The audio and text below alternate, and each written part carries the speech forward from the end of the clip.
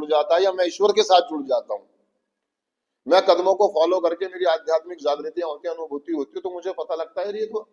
अंतहीन चक्र तक मेरे को समझ में आने लगता है, मतलब आध्यात्मिक बोध होने लगते हैं। जो मैं आप कल परसों आपको बता रहा था, अकाल मृत्यु का भय खत्म हो जाता है, डर खत्म हो जाते हैं,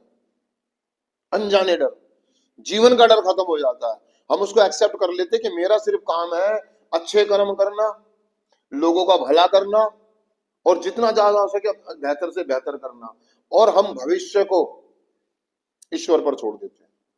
परिणामों को ईश्वर पर छोड़ देते हैं। लेकिन मैं एडिक्ट हूं, एडिक्ट होने के नाते मुझे लालच रहते हैं, स्वार्थ रहते हैं, उम्मीदें रहती हैं, अपेक्षाएं रहती है। वो उम्मीदें, अपेक्षाएं, स्वार्थ खत्म होने शुरू हो जाते हैं। मेरे द्वारा किए गए कार्यों से लोग कितने प्रभावित हो रहे थे नशा करने से, ये इस बात का मुझे खेद है, लेकिन मेरे द्वारा किए गए कार्य से कितने लोगों को सीखने को मिल रहा है, इसके बारे में हम सोचना बंद कर देते हैं, उम्मीद रखना बंद कर देते हैं।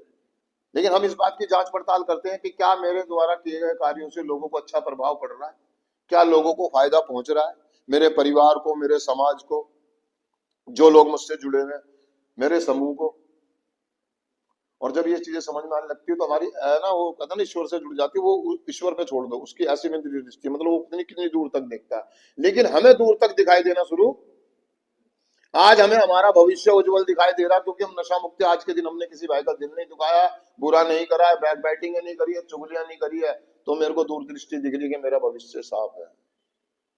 लेकिन एक समय मेरा को मेरा भविष्य नजर नहीं आता था। इस कार्यक्रम में आने से पहले मुझे मालूम था कि मेरे जीवन में जो भी होने वाला, जो भी घटेगा, क्योंकि मैं रिकवरी में था, मुझे मालूम था मेरे द्वारा किए गए कार्यों से उसके परिणाम आने वाले हैं, और मैं अगर अपने व्यवहारों को नहीं बदल पाया या अपने अंदर बदलाव नहीं पाया तो इसके परिणाम आने वाले कुछ सालों बाद क्या होंगे, उसके लिए मैं अपने आप को दिमागी रूप से तैयार रखता हूँ, क्योंकि परिणाम तो अच्छे भी होंगे, और अच्छे होंगे मैं ईश्वर का शुक्र मनाऊंगा, और गलत होंगे तो उनके लिए मैं अपनी कमी मांगूंगा, अपने आप को स्वयं की खोज करूंगा और उनको ठीक करने का प्रयास, और उसकी प्लानिंग में आज से ही कर देता हूँ, क्योंकि प्रोग्राम आज और अभी का है ना, तो मेरे को क्लियर हो जाता। मुझे मुझे सिर्फ एक चीज समझ में आ गई, प्लानिंग क्या, सेट हो गया हूं मैं दिमागी रूप से, मैं करे जा रहा हूँ। अगर रास्ते में गड्ढा आएगा तो मुझे मालूम है गड्ढा तो आना है, गड्ढा तो, क्योंकि मैंने पोए पेड़ बबूल के, तो आम कहां से हुए। जो मैं कर कर आया हूँ अपनी एडिक्शन के दौरान, जो मैं लोगों के साथ हूँ, तो आएगा वापसी घूमकर। बस अब यहाँ से तैयारी शुरू होगी, और तैयारी कुछ नहीं करनी है मुझे, आज और अभी से ईमानदार रहना लोगों के प्रति,